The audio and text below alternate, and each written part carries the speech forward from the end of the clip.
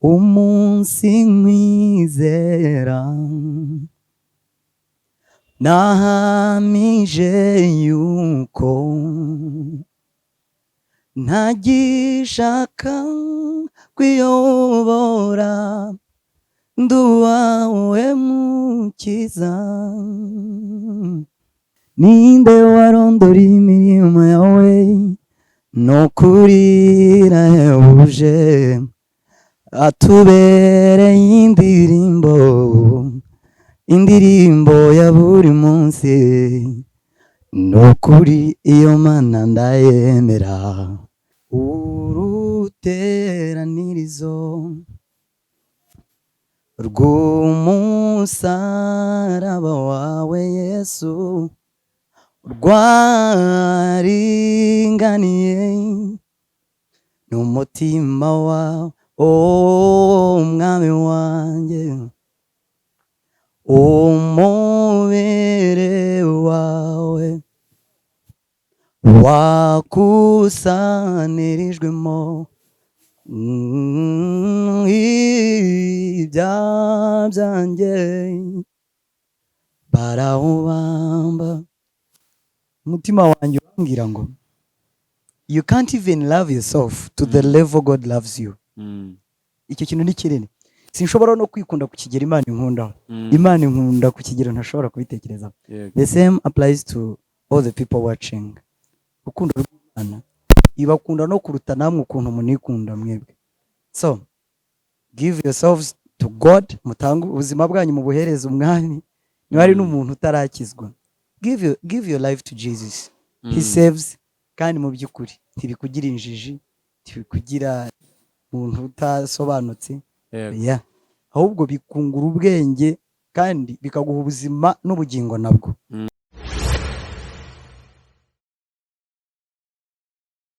Yes, igitondo cyiza, tuje gukurikirana ibiganiro bya TV Rwanda, aho muherereye mu mpande zitandukanye, abari mu Rwanda, hanze y'u Rwanda, by'umwihariko abakunzi ba Wisdom TV Rwanda, tuguhaye ikaze kandi tukwifuriza igitondo cyiza cy'umugisha.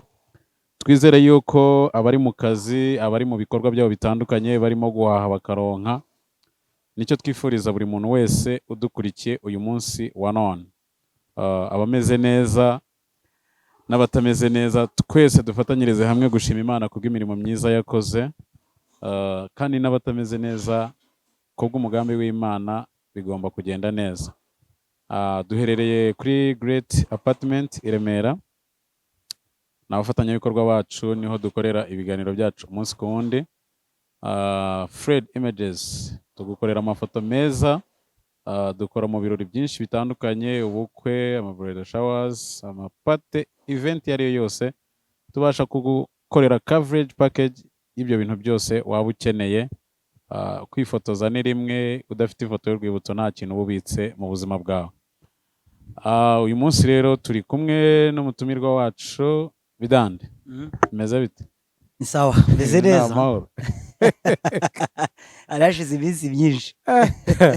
Byinshi sawa ngo vuga ngo ibihe nibi. Arashize ibihe kabisa. Ariko nta mahoro kuko ni waranyanze mwana. Oya ntabyo. Ndakwanga nawe. Ya minsi nyine ufite gahunda yo kuguteza aba Wisdom akakundeza abakurikirana iyi televiziyo yawe kugira ngo bagire ngo muri iyi si ni wowe inshuti ngira mu buzima. Neza inshuti yawe ubwiyo muze ibihe nka biriya bumva atari ibibazo. Ariko nicyo cyiza bura nicyo cyiza cy'inshuti n'ubundi. Ubu nkawe ntibinsaba kwisobanura ibintu byinshi kuko cyane rwose ubizi ko niba ntabonetse ubwo haba habaye nk'impamvu nyine. Ariko se kuri umuntu wanjye kubizi wowe? Ndabizi by the way. Wowe uri umuntu twagendanye igihe kinini, ndakeka dukuyeho iby'ubushuti busanzwe kuri ibi bintu by'ama YouTube, tugendanyeho wa mugani wa zamvuga. Tugendanyeho, ndabyibuka muri COVID twajyaga dukora urugendo just turimo mu buryo bwo kwamamaza ubutumwa bwiza. Tukajya kuririmba ku ma YouTube, tukagira gute, ukabwiriza, ariko ntabwo ukiza kubwiriza kuri channel. Niba ariko kubwiriza ubu ni ubuzima sinabireka rega wowe ushaka umwanya ubu nushaka kumbwira ari byo nkora nta kibazo dore naje tuvuga amakuru y'agakiza. Njyewe nakundaga iyo wabaga urimo kuvuga kuri salvation, zimwe mu nyigisho nakurikiye cyangwa se twabaga turi kuri Go TV Rwanda ya salvation, n'ubu njye nsubirayo nkajya kuyireba. So uri umwe mu basore cyangwa se mu nshuti zanjye naba ndyoherwa no kwatendinga inyigisho urimo kwigisha. Imana ishimwe kabisa. God is good. Uvuga inyigisho z'ukuri, inyigisho zifatika umuntu uwo ari we wese ikigero waba urimo icyo ari cyo cyose uyu munsi wa none yakenera. God is good. Imana ni nziza kabisa. Ahandi umeze neza? Ni sawa.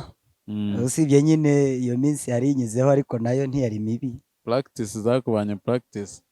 Urumva mfite ibintu by'imiziki ndimo byo umuziki wose twawita umuziki byose ariko urabizi ko product ya music yose ubu isaba imbaraga, isaba igihe, isaba kwitegura. So ariko nta bindi ni ibyo nyine n'ubuzima busanzwe. By the way, n'Imana irimo iragenda iguteza intambwe nziza. Yewe biriya bintu ndabyishimira kuko ndagukurikirana umunsi ku wundi. Imana irimo irakora umurimo mwiza muri wowe. Asante kabisa. Kuko iyo turebye hahandi duturuka hepfo hariya nta kivugira tuba dufite n'imwe, usibye Imana kuzayo ubwayo ikakugirira imbabazi igafata icyo gikundiro ikakigusukaho. Ariko ewana ushatse icyo uri bushingireho kuba ndi muri Kigali, uri muri Kigali, ukagerekaho noneho no kuvuga ngo ngiye gukorera Imana muri buriya buryo, ni ibintu bikomeye. Iyi industry yanyu irimo ibintu byinshi, ngiye kuririmba byarananiye. Ariko se ko waririmbaga uzi ko ushobora kuba waranantanze kureleasinga ikintu kuri media? Njyewe natangiye media mbere yawe. No rero dore Imana yakugiriye neza kandi waheshaga abantu umugisha. Sibira muziki abantu mutamuzi uyu mugabo. Uyu mugabo ni umuririmbyi. Mumusabe mumwandikire muri comments, mumusabe asubire kandi akora umuziki kuko hari igihe nabaga nifite kamera nigiye kwifotorera. Hari ubukwe bumwe nigeze kujya gufotoramo, kumva numva ababyeyi babiri barimo barongorerana. Ariko nguriya se wa muhungu uririmba? Ndaceceka ndabihorera. Twega niko tukuzi. Naho hari aka video nigeze gukora nyine like karimo amagambo asana nk'umutima. Ngo rimwe na rimwe Imana igisa nkaho itakiri kumwe n'ubwoko bwayo. So nyine ako ka video karasirikira cyane abantu benshi, ni nako ka video gashobora kuba karatumye abantu bamenya. So ntangije, ariko mu by'ukuri nanjye mba mbishaka, mba mbikeneye, kuko niba wari umuntu ujya ku gato tukaririmba abantu bagafashwa, ntago birambirwa cyangwa se ngo wumve ngo urabihararutse. Ahubwo wenda ahanini ngiye byatewe n'akazi kanjye kagiye kamfata nkabura umwanya, ariko I'm thankful to God yuko wowe wabikomeyemo n'uyu munsi kandi bikaba birimo birafata indi ntera. Nabonye mufite recording. Actually nibyo navuga, wenda abantu banabimenye. Biri mu bintu bimpugije cyane. Hari live recording dufite n'umuvandimwe wanjye witwa Wumuramyi. Umusore ufite indirimbo nziza, aririmba indirimbo nziza. Ariko tukaba dufitanye, navuga ko ari nk'igihango cy'uko nenge wamubwirije ubutumwa bwiza kera. Donc ni umuntu wanjye, he is my brother, ariko ni n'inshuti yanjye. Iyo bondi ntabwo ishobora gucika kuko nanjye mba mbyibuka. Noneho rero kugera ku kigero nyine ashobora guteguraho live recording irimo abaririmbyi beza binaha n'abaririmbyi beza muri Tanzania. Dufite Bera Kombo. Bera Kombo n'uyu mugore waririmbye ameniona abantu baramuzi. Hari umugabo bita Taki wo muri South Africa muri Spirit of Praise. Donc kubona nyine umuntu wawe ashobora kugira icyo gitekerezo cyo guhuriza hamwe abo bantu kugira ngo habeho imbaraga zo kwamamaza ubutumwa bwiza. Twe ntidufite n'ibindi twaririmba usibye kuririmba agakiza nk'uko wabivugaga. ibyo Imana yadukoreye muri Kristo Yesu. So iyo live recording rero navuga ko ariyo imaze igihe inamfashe cyane kuyitegura.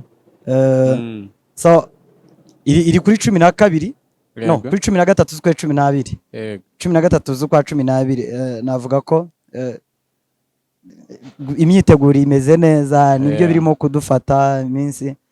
Tunatumire n'abantu guys kabisa, come be with us, muze mubare natwe turamye Imana. Nta nubwo wenda ari no guhamagarira abantu ibindi kugira ngo baze dusangire the joy of salvation, munezero w'agakiza, fellowship, kumva imbabazi z'Imana. I know it's a blessing, niwo mugisha navuga urutindi. Nibyo bintu rero navuga ko byari binamfashe muri iyi minsi, tukiri no muri iyo myiteguro. Tukiri kuri icyo kintu kigendanye na live recording, nawe uza recording yawe cyangwa uzaba urimo kumusapotinga? Nzaririmbamo. Uriya musore dufitanye indirimbo ebyiri already ziri hanze. Imwe ni iri hanze, indi irasohoka vuba. Navuga ko iyasohotse ni release, ni iri recent, ni iherutse gusohoka. Indi ntirasohoka ariko iri on the way, iri hafi kabisa. Ariko hakaba n'izindi tuzaririmba muri live recording. Mbere yuko dukomeza turaza kugusaba niyo waririmba akantu k'amasegonda ku ndirimbo mufitanye iri hanze. Biroroshye. Iyo ndirimbo yitwa, iyo ndirimbo twayise Waje Ushaka Jewe. Indirimbo ifite story ishingiye kuri uyu muhungu, umwana w'ikirara, umugani uba muri Luka 15. Donc ni ishusho y'agakiza k'abakristo ko Imana yagiye idufata. So twararirimbye ngo waje ushaka njyewe, wari wazimiye, umusinza waranyegereje, maze ungirire ibambe, nongera kwitwa umwana mu rugo, unyambika umwenda wera. Ako ni agace gato ko muri iyo ndirimbo. It's a nice song, abantu bagende bayirebe kuri Wumuramyi, irahari kabisa. Niki bigusaba cyangwa se bigutwara izihe mbaraga mu gihe uri muri session ya live recording? Imbaraga za mbere navuga ari nazo zituma zitandukanya ko abantu babikora cyangwa n'abandi ntibabikore, ni passion. Passion icyo cyo ntugitira, passion ntuyitira, Imana irayiguhereza nyine ikaguye commitment. Icya kabiri n'abantu. Live recording n'aba servants, n'abantu baza gusavinga kabisa, aba baririmbyi n'abakora indi mirimo itandukanye. Icya gatatu navuga ni uburyo buri financial. Abizi ko uyu muziki sinavuga, nta muntu wakubwira ko umuziki udasaba amafaranga. Umuziki usaba amafaranga. So rero hari ibyo bitatu, ariko harimo components nyinshi. Ariko Imana kuko ariyo the father of the ministry, niyo nyiri ministry, niyo donc iyo wizeye ko ibyo urimo gukora ari ibyayo, and you believe in him, irabitanga no kuba ufite n'ibyo ushobora kuririmba, by the way. Muherutse gushyira hanze indirimbo muri kumwe na Morios team ivuga ngo kubera Imana. Ndagusaba ngo undirimbire ku gatero wateyemo. Muri kubera Imana naririmbye ngo ninde warondora imirimo yawe, nukuri irahebuje, atubereye indirimbo ya buri munsi, nukuri iyo Mana ndayemera. Nibyo njye naririmbye. Iriya ndirimbo yakunzwe n'abantu. Hari feedback waba warigeze ubona mu bafana bawe cyangwa se mu bakunzi bagukurikirana umunsi ku wundi? Buriya rero feedback ayo urayibona. Donc feedback ya mbere ukuba wasohoye indirimbo ikagira umuntu umwe nibura uyibona utari wowe. Ni feedback ya mbere. Iriya yo rero yanerebwe n'abantu batari bakeya, so far turi kwa approaching I think 1 million kuri YouTube turimo kwa approaching so ntabwo abo bantu bose byaba ari kuri zero byo byonyine kujyaho nkabona ko abantu bangana gutyo bayirebye ni feedback ya mbere. Icya kabiri hari n'iziba ziri direct feedback ziza ziri direct umuntu akaba yakubwira yagutextinga yaguhamagara akaguha courage akakubwira this is a very good thing donc umuntu akagutera izo mbaraga so iyo feedback ni nayo ibaho. Ikindi n'uburyo n'abantu babyandika muri comments abantu nabonye ko babyishimiye nta kibazo. Yes, twari tubanje kwimura location kubera izuba ryari ririmo risa n'irituderanjeho. Twari turimo kuvuga kuri feedbacks ugenda ubona mu bakunzi b'umuziki wawe cyangwa se mu bakunzi b'ibihangano by'Imana kuko ukora umuziki wo kuramya no guhimbaza Imana. Muri feedbacks nta comment irakugeraho ngo wumve irakurenze cyangwa se irenze imitekerereze yawe kuva winjiye muri ibi bintu byo gukora umuziki wo kuramya no guhimbaza Imana? N'ubundi comments mbona ni nyinshi ariko izo navuga ziri so touching nizo n'ubundi mba expecting bitewe na message indirimba. Navuga ko wenda nko kuri kubera Imana akantu gato nahinduyeho kuri ko nsanzwe nkora ariko ntago ari kure cyane. Gusa umwimerere w'ibintu nsanzwe nkora comments mbona navuga wenda ziba zidasanzwe no kuba umuntu atarafite ibyiringiro ko Imana yamuha agakiza cyangwa se ari n'umuntu mu bugingo donc wasubiye inyuma ari n'umuntu utazi na Yesu kuko ngewe ikintu numva kimbanda umutima cyane it's to talk about Jesus and it's to speak nukuvuga Yesu like nkavuga agakiza nkavuga like cause nicyo gospel aricyo niyo difference ya gospel na secular. Gospel nyine bisobanuye ubutumwa bwiza inkuru nziza ya Kristo ya Kristo. So feedbacks rero mbona comments zinshimisha zidasanzwe ukubona umuntu utari ufite amakuru menshi kuri Kristo utari ufite ikintu buriya ntiwakunda Yesu utazi ukuntu agukunda. So rero iyo turimo kudemonstrating urukundo Imana yakunze abantu muri Kristo bifasha abantu gukunda Kristo none you cannot love God when you don't know how God loves you. Biragoye ko wakunda Imana utazikunda yo igukunda. So it's nizo comments abantu bakunda Yesu bagakunda umusaraba bagakunda agakiza. Most of the comments navuga ko nizo ngizo kandi this is what I expect from the message I give. Kuva utangiye umuziki wo kuramya no guhimbaza Imana uyu munsi ufite impamvu zirenga imwe zo kukomeza nta gusubira inyuma. Yego. Iriya ndirimbo muherutse gukora yitwa kubera Imana mu biganiro byanjye ngewe akenshi njya nkunda kugaruka kuri biblical topic. Hari ijambo rivuga ngo ijambo dusanga mu Befeso ibice 2 n'umurongo waho wa 10 rivuga ngo kuko turabo yaremye ituremeye imirimo myiza muri Kristo Yesu iyo Imana yiteguriye kera kugira ngo tuyigenderemo. Urisanishije n'indirimbo muherutse gukora ni ijambo ki ku mutima wawe cyangwa se urisobanura gute muri wowe?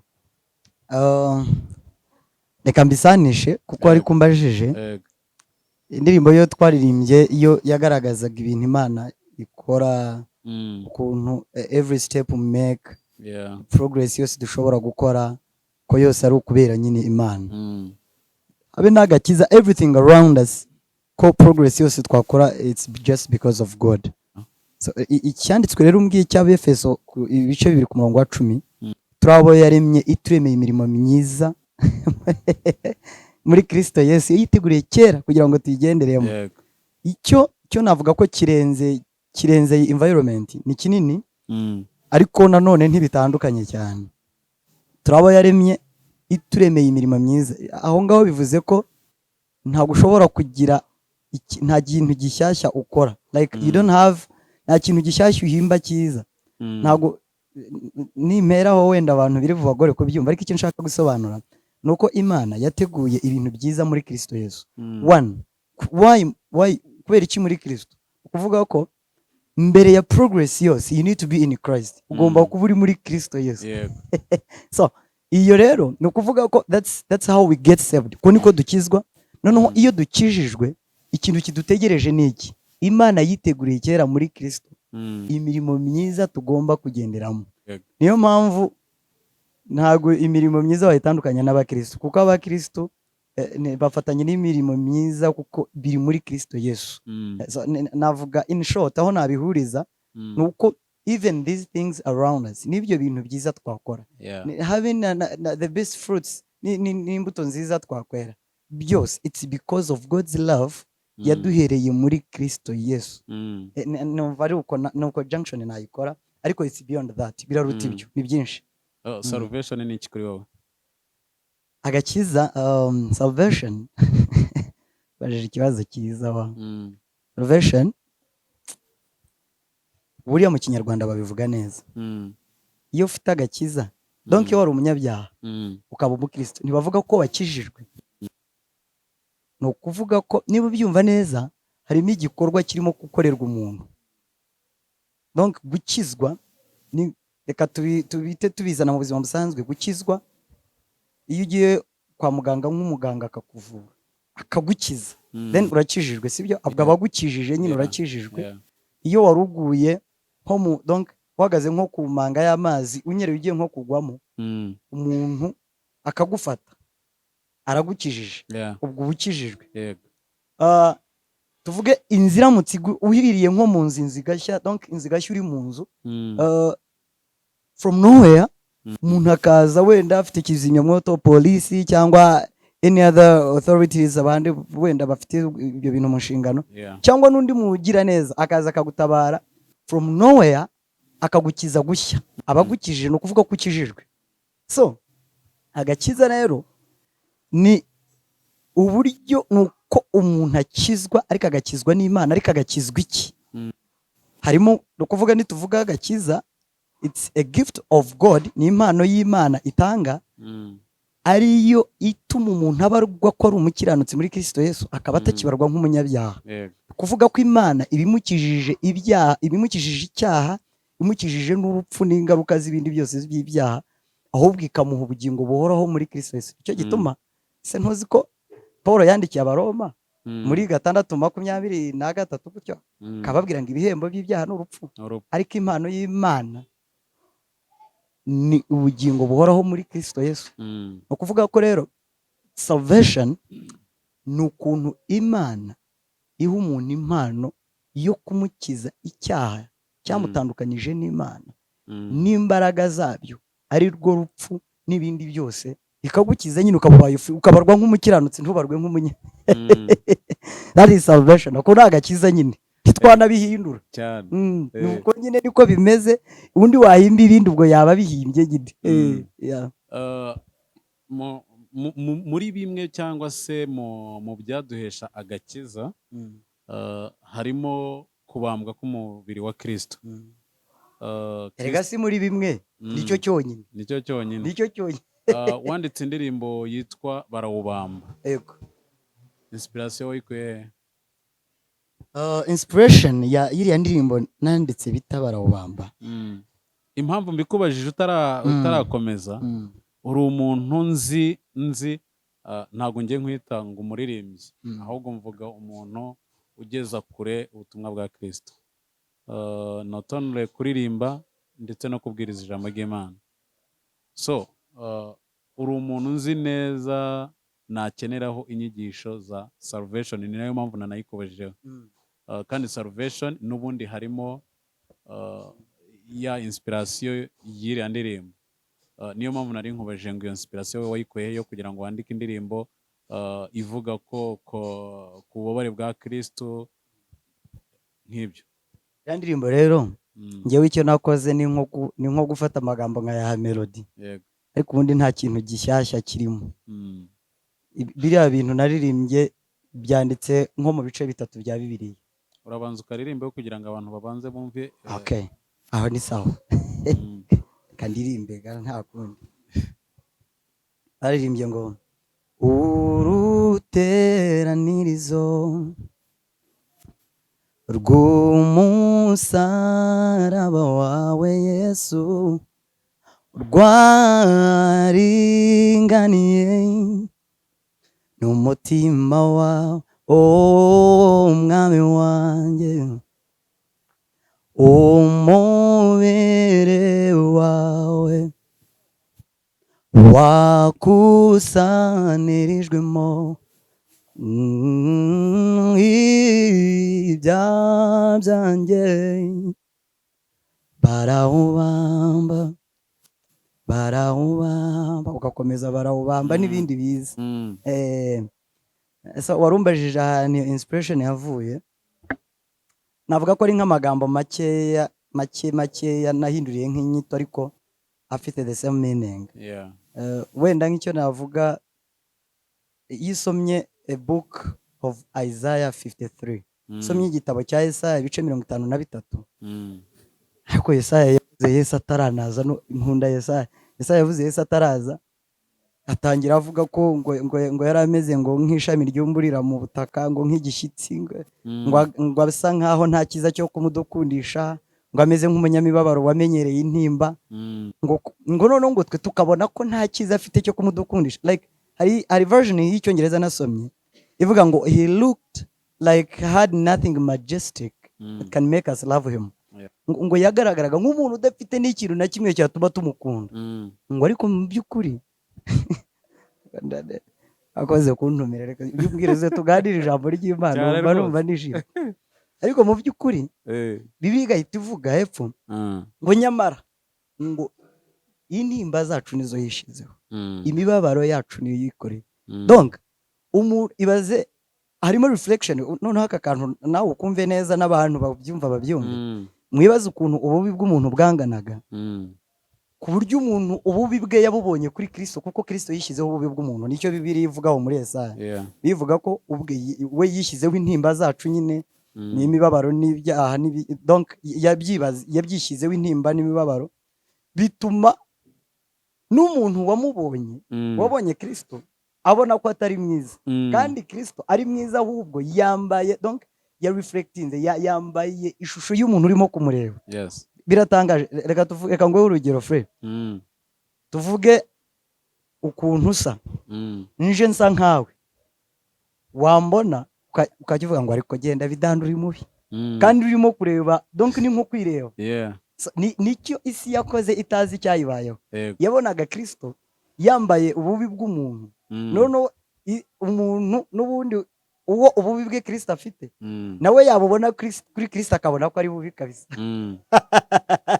So iyo ukomeje rero nko kuri 7 niho ubona ko Kristo noneho Yesaya yatangiye kuvuga ko Kristo yacunguye yararenganye ntiyabumbura akanwa ke naranabiririmbye yararenganye ntiyabumbura akanwa ke nk'uko intama icecekera imbere y'abayikemura niko atabumbuya kanwa kiwe kugira ngo ancungure.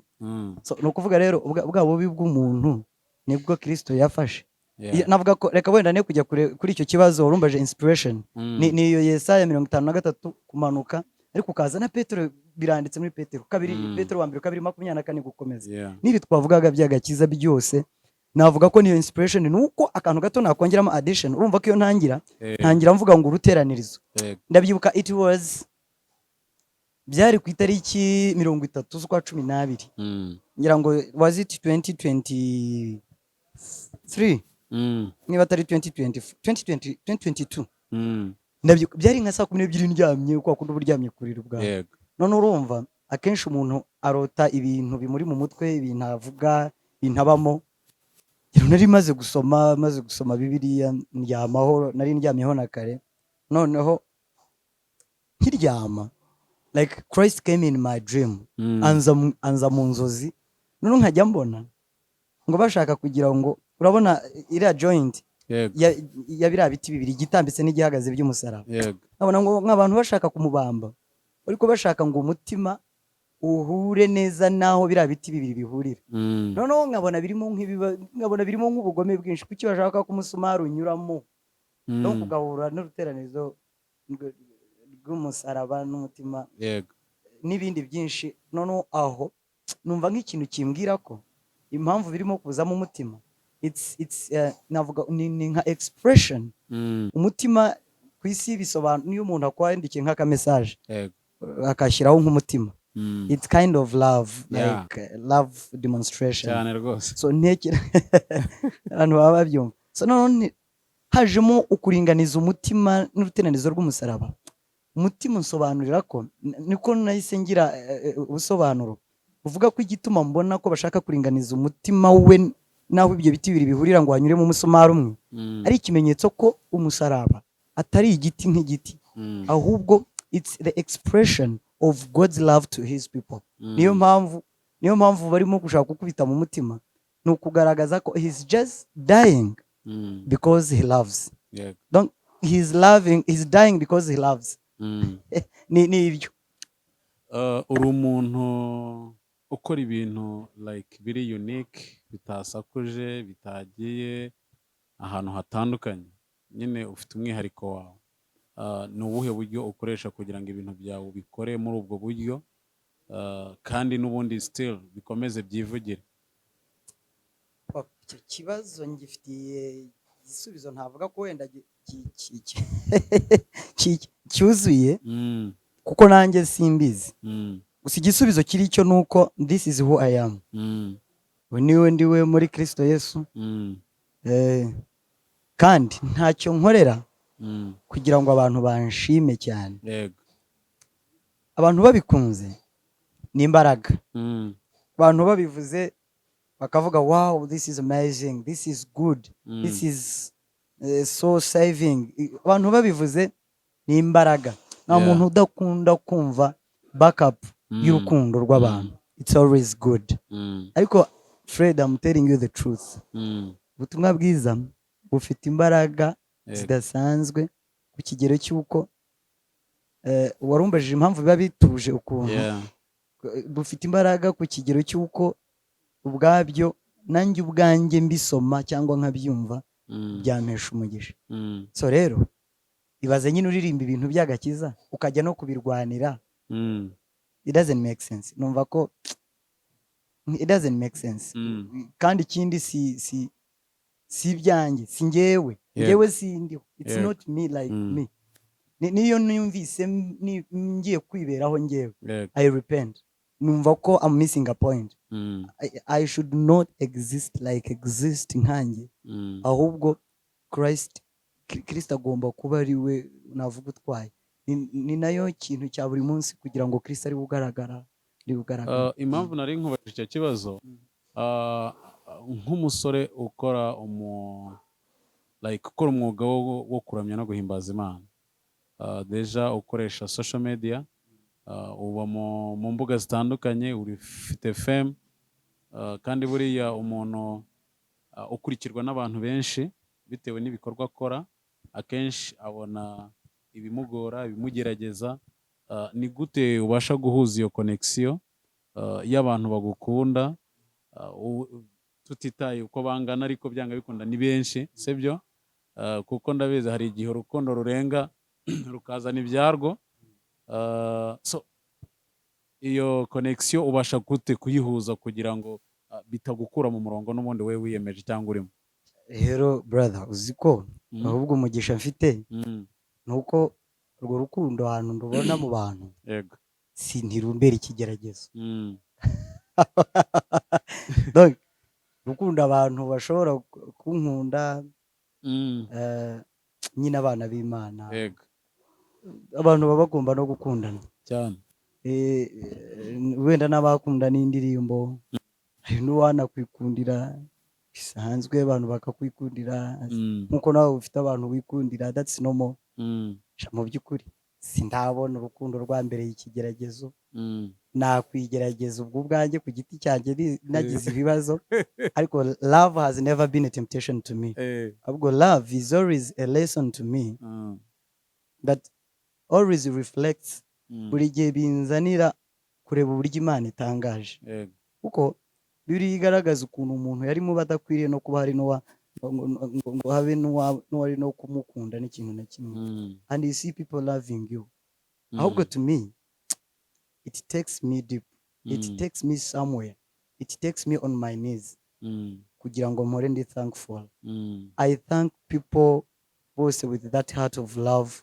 You are not a temptation, you are such a motivation. Niko navuga rwose pe, and I'm being honest. No kuri pe. Kutagikorana na Ezra, sura navuga ko tutakorana, urumva ngira ngo ubwo icyo nuko tutarasohorana indirimbo wenda yindi. Imbere twajyaga tubona amakava menshi yawe nawe muri kumwe, kandi yafashaga abantu, narabihagaritse. Sinavuga ko wenda ibintu biba byahagaze burundu abantu bakiriho, bashobora gukora n'ibindi, nuko sometimes you change a page, baguhindura uburyo bw'imikorere. Kiriya gihe wabikoraga ufite n'amasomo, cya gihe harimo impamvu zigiye zitandukanye, ariko he is a very good singer, ni umuririmbyi mwiza, and a good brother. So mbese ni nk'uko wambwira uti kudakorana n'uyu ni ibintu bisanzwe. Igihe kimwe uba urimo gukorera aha, ikindi gihe ukorera ahandi, ikindi ukorera ahandi, ikindi ukorera ahandi, ariko all byose bigakorerwa kubw'icyubahiro cy'Imana. Inshuro nyinshi iyo nkupostinze mbona feedback ngo uyu muhungu turamukunda, uyu muhungu turamukunda. Hari n'uwigeze kumbaza ngo Pastor Bidandi itorero rye ribahe ayobora. Ufite itorero? I'm not a pastor. Ntabwo mfite church nyobora. By the way, I'm so humbled for the love of the people. Imana bawumvisha pe. Ahubwo ikintu buriya kigero jewe ntabwo nyine I don't lead the church. Nta church nyobora. Cyokora ayoboye abantu hatandukanye. Yego. Urabona uko abantu biga ku mashuri, Imana yari yarampaye umugisha wo kuyobora abantu. Muzehe wanjye. Kandi nawe nakubwirije ubutumwa bwiza nta kibazo. N'abandi.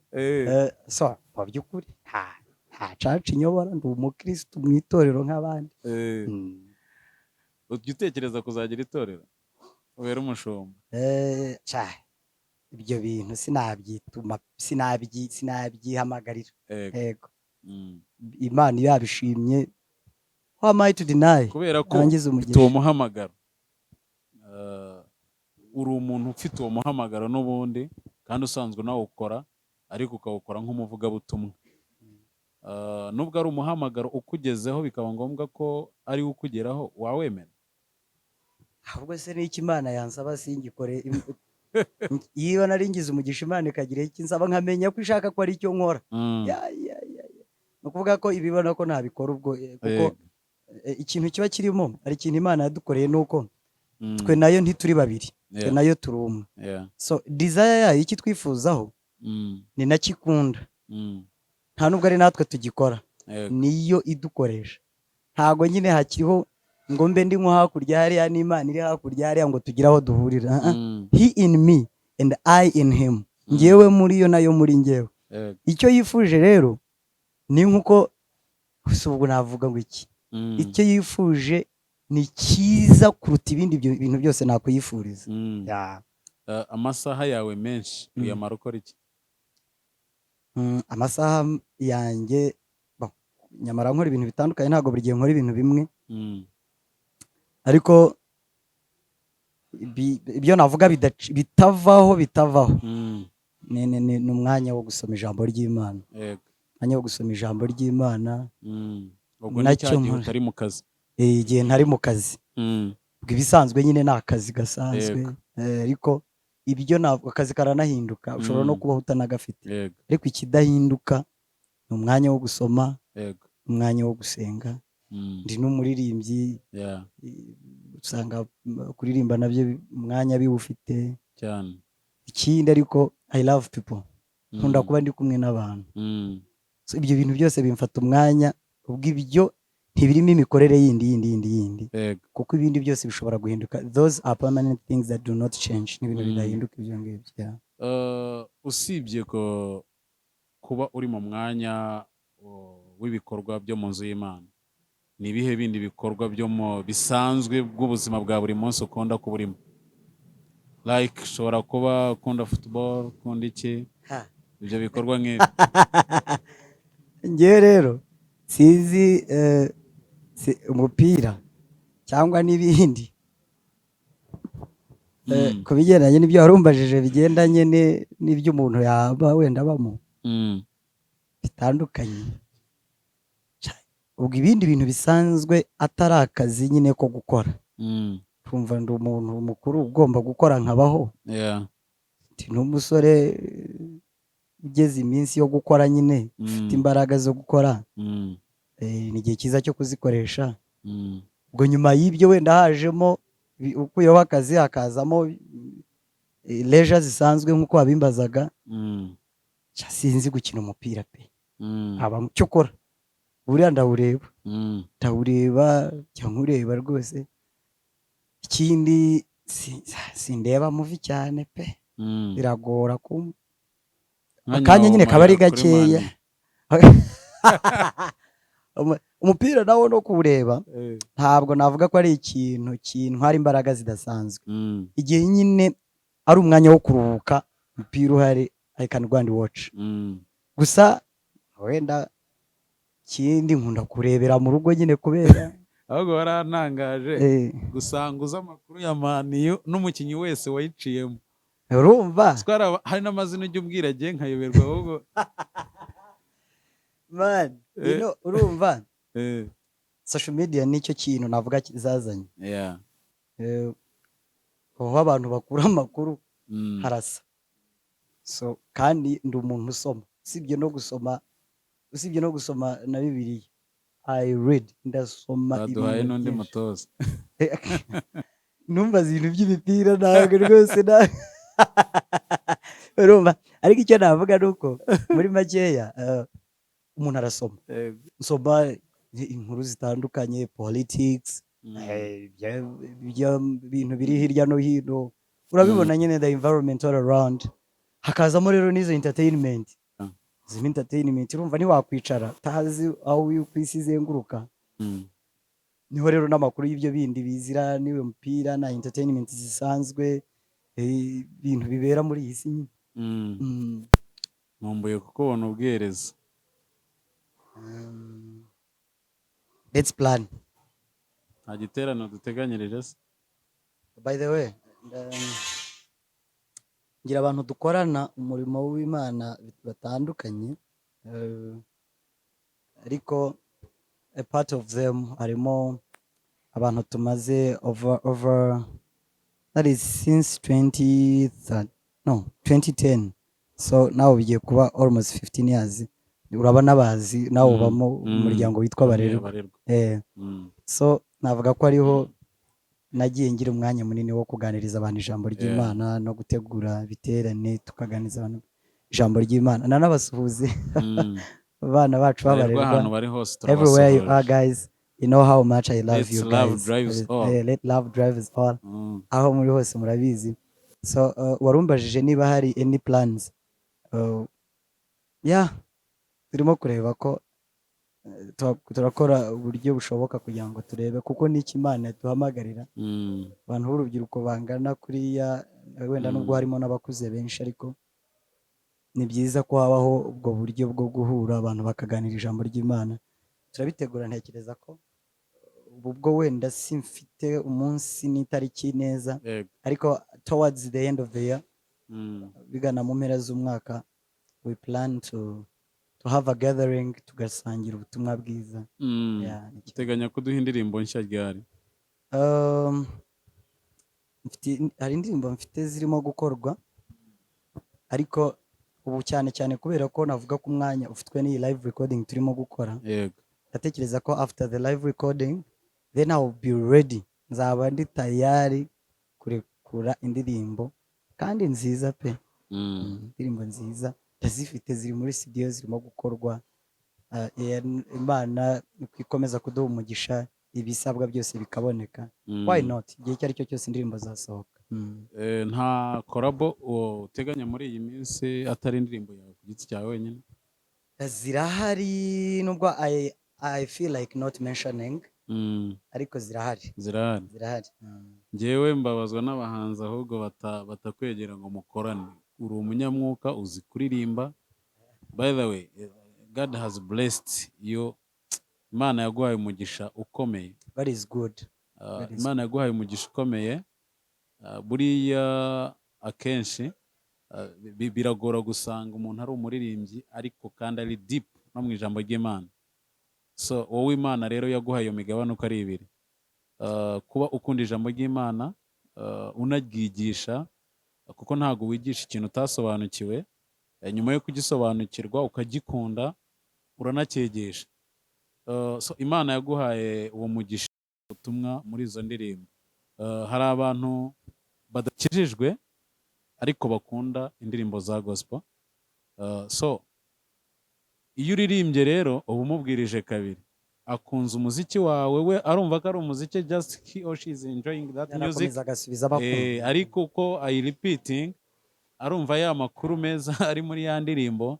So by the time ugasanga wa muntu agaruwe na ya ndirimbo akavuga why not, ngiye ntajya aho abandi bana b'Imana bari. So you are blessed, can keep being a blessing to ku bantu nyine benshi. That is good. Muri ubu buzima bwa none biragora gusanga umwana w'umusore uri mu akenshi yakoze akantu kamwe kagahita kaba hit, ahita yumva nyine yuko ibintu byarangiye.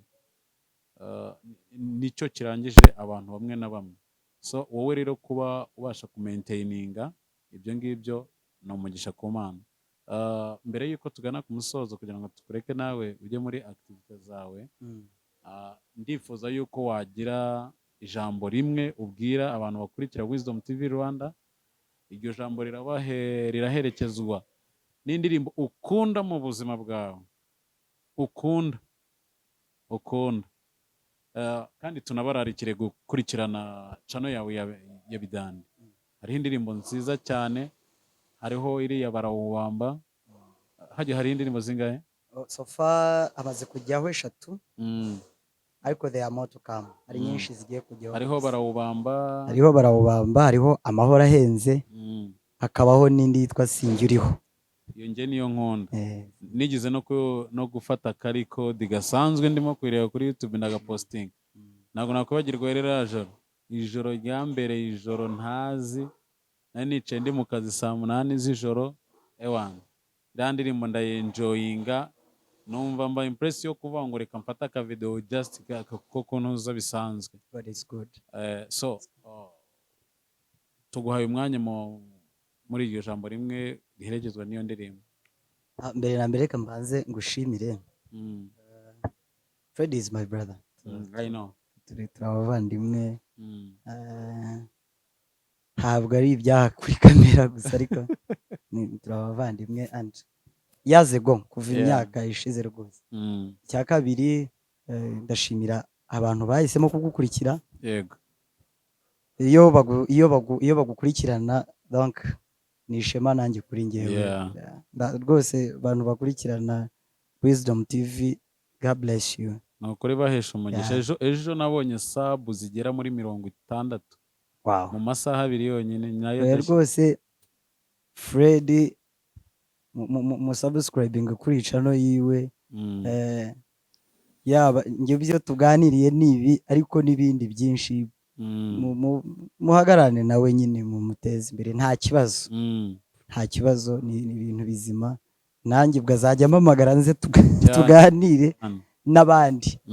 So icyambere rero warumbwiye ikintu navuga mbere na mbere, you people watching, sindabona ikintu kiruta urukundo rw'Imana. Nigeze no kunyura ukuntu ubona nk'utuntu urabizi ko ibihe bihindagurika. Noneho to my spirit, mwuka mutima wanjye urambwira ngo you can't even love yourself to the level God loves you. Icyo kintu ni kinini. Sinshobora no kwikunda kukigera Imana inkundaho. Imana inkunda kukigera ntashobora kubitekereza. The same applies to all the people watching. Urukundo rw'Imana ibakunda no kuruta namwe ukuntu munikunda mwebwe. So give yourselves to God, mutangu ubuzima bwanyu mu buhereza umwami, niba hari n'umuntu utarakizwa, give your life to Jesus. He saves, kandi mu by'ukuri ntibikugira injiji, ntibikugira umuntu utasobanutse, ahubwo bikungura ubwenge kandi bikaguha ubuzima n'ubugingo nabwo. So give your lives to Jesus. Ikindi, trust God's love. Mugirire Imana icyizere, don't worry, ntimugire impungenge, ntimugire ubwoba, rwose Imana ibaho umugisha. Kandi thank you for loving Fred, mwakoze gukurikirana iyi channel yiwe, n'abandi bose bakomeze. Amen. Reka wenda ndirimbe, wari wambwiye indirimbo, reka ndirimbe ahubwo iyo ngiyo. Iyo ndirimbo ndayikunda, nayiririmbye ndi mu bihe byo kwiga kuba, donc kutaba njye nkanjye ngo nibereho, like I don't want to depend on me, ahubwo nkabaho muri Kristo nk'uko Paul yabivuze, ngiriho nabambanywe na Kristo, Kristo uri muri njyewe. Wumva ko niyo nyivuga mbasa nkuvuga story, it's like a story. Reka wenda ariho nsoreze, avuga ngo umunsi nkwizera nahamije yuko ntagishaka kwiyobora, nduwawe mukiza, kuvuga ibyo ukunda, mwami we bimbere ibyo nkunda, ibyanjye byatera ubimbera amateka, amaherezo yanjye ahera kwarahinduka, ndumwana w'Imana iteka n'iteka, nabambanywe n'umwami Yesu,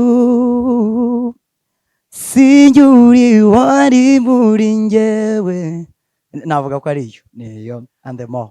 Iyo ndirimbo ze ko marinki yayo nyipininge kuri iki kiganiro kugira ngo abantu bagukunda bayikunde iyo ndirimbo, bazabashe kuyikurikirana yose. Ni indirimbo nziza, sinjye uriho, ni indirimbo nziza, bazabashe kuyikurikirana kandi ubutumwa burimo bubashe kubafasha. Mu gusoza turagushimiye cyane, wakoze kuza, wakoze kwitabira ubutumire bwa Wisdom TV Rwanda. Tubwire abantu bakomeze gukora subscribe, bakomentinge, kuko buriya iyo umuntu akomentinze aragufasha, nyine aguhereza courage, aguhetera imbaraga, nyine ubona yuko hari abantu barimo kubakinga ibyiza urimo kubahereza. So bakomentinge, bakore subscribe, basharinge buno butumwa bwiza tuba twaganiriye. Naga ibiganiro byose tuvuga imihanda, ibibera ko mihanda wa mugari imvugo z'ubu ngo ni imihanda ya Kigali, naga ariko tuza kuri mikoro ari byo tuje kuvuga gusa. Nizeza n'abantu bakurikira Wisdom TV Rwanda ko hari igice kinini kibandamo abantu bari buze kuvuga ku butumwa bwa Kristo. Uyu munsi hari ibyiza twishimira twagezeho kandi ari Imana ibidufashijemo. Uyu munsi kubera Imana, ni ukubera Imana. Hari ibibi Imana iba yaratunyujijemo, ariko ikanga ikadukomeza kugira ngo ituremere amashi y'uyu munsi n'ubundi twicayemo. So wakoze kuza brother, wakoze kunyumvira ukitabira ubutumire. Ndabizi umuntu udakunda social media cyane cyane noneho kujya ku ma YouTube ntago bikunda, ndakuzi ariko much respect kabisa. Ntago ukiheruka kuza ngo ngufotore, niba warasanze mfotora nabi ntago mbizi. Ufotora ahubwo abantu bujye mureba uyu mugabo abafotore, jewe rero ariko Fred nshyiramo imbaraga umfotore, kuko sigaye mbura n'amafoto. Ifoto yanjye iri kuri flyer sinjye wayifotoye. Ya foto mfite kuri foto tuyihindure, ubutaha tuzakoresha indi. Gira urebe ukuntu mfotora, kuko si umutima wo kwifotoza ni ibintu bigoye, kandi ndi umusore wari ugeze igihe kirango cyo kuba mfite nk'amafoto. Ufite amafoto. nawe icyo kibazo cy'amafoto utatuzagiheraho uzagiheraho ariko by the way ugomba no kwifotoza. anyways hari nk'ukuntu umuntu ashobora guca mu gikari se wampaye agafoto ntubone agafoto umuhereza. So abantu bakeneye ibintu byo kwifotoza cyangwa se bafite ibirori byinshi bitandukanye batugane tubakorera amafoto. bakugane kabisa, ndabizi ko ufotora neza. Bajya kuri Instagram bakamfollowinga. ese ujya uhenda? Njye ntago menda nkohereza package 100 ukihitiramo ubushobozi bwa nyine uko wifite. none se abantu kibakora ubukwe ntibaguhamagare nkukorera uko wifite. By the way abantu bampa akazi Imana yo mu ijuru ibahereza umugisha. Sinabona ngiye ukuntu mbashimira nanjye nawe ubasabira kuko ntabwo ko amafaranga baguhemba njye nyaryaho. Ni igikundiro cy'Imana umva. Njye ni igikundiro cy'Imana kuko buriya hari igihe tuzicara tuganire from nowhere kugeza uyu munsi wa none. So ubu nejo bundi ahubwo umbabarira igitaramo cyane ntabwo nzaba nkiri mu live yawe. Nzaba nagiye Uganda mfite umuntu nzajya gufotora. So urumva ko Imana igenda iducira imiryango abroad. So ubwo twambutse nyine kabaye twagiye. So wakoze kuza brother, Imana iguhereza umugisha ariko dusoza wanabasengera. Ni umugisha kabisa gusengera yicano gusenga ni sawa cyane, ugasengera n'abantu bose bafashe umwanya wabo badukurikira. Ndashaka reka mbasengere wa mugani kandi rwose ya live mwumvishe mugura amatiki izabera muri Crown Conference tariki 13 z'ukwa 12 izabera muri Crown Conference Nyarutarama. Muzaze dusangire kubaho kw'Imana. Ikindi n'izindi mpamvu zidasanzwe nubwo nabyo ari ingenzi. Social media nkoresha ahantu ngira mfite izina ryihariye simbizi. Hano hose nushiramo Bidandi yaba kuri Instagram yaba TikTok yaba YouTube. Guys go even watch mugende mumpe nizo subs. Ni byiza n'umugisha kugira abantu muri kumwe. Yeah. So I want to pray for you. Reka dusenga. Mana yanjye turagushima ko udukunda. Urukundo rwawe ni topic idashobora gushira kandi idashobora kuba contradicted ngo hagire uvuga ibinyuranye nayo bikundi, kuko urukundo rwawe igituma rudashobora guhinduka waruhamishije, warutanzeho evidence yo gutanga umwana wawe akamanikwa ku musaraba atazira ibyaha yakoze, akazira ibyaha by'abisi bakoze ari bo batwebwe. So that is the evidence of love kandi nta kintu kizayihindura. Warakoze kudukunda Mana ukaduha Kristo. Thank you Christ. Now wakoze kandi ko utimanya ubuzima bwawe. Never did you spare your life, but rather gave it for the sake of saving the mankind. Warakoze kubwaba abantu bose bakurikiye. I pray that you go to their hearts and bless their lives. Bless their everyday lives in Jesus name. Bagirire neza mu mirimo yabo, mu mikorere yabo, mu mitima yabo. Niba hari n'abantu baremerewe bakurikiranye mu izina rya Yesu, nzi ukuntu uruhura. I can testify nzi uburyo ukiza, nzi uburyo uruhura, nzi uburyo ubohora. You do it. Hari n'abantu bafite ibibazo, niba hari n'abantu bafite ingorane zitandukanye, mu izina rya Yesu ni wowe uruhura imitima. I pray in Jesus name that God ubasange waruhurira ubuzima, bagirire neza. Ikindi niba hari n'abantu bataragira umugisha wo kumurikirwa n'umucyo w'agakiza, ubamurikire kugira ngo umunsi ubwo uzaza batazakurebera gukorwa n'isoni, ahubwo bazakubonere kuririmba indirimbo nshya. Thank you Jesus for this moment. Ukomeze uho umugisha abantu bose n'abari muri iyi si bose aho baherereye hose. Bless us and bless us to bless everyone, to bless each other. Urakoze mu izina rya Yesu. Amen. Wakoze cyane Bidandi. Urakoze brother. Imana iguhe umugisha mwinshi. Asante.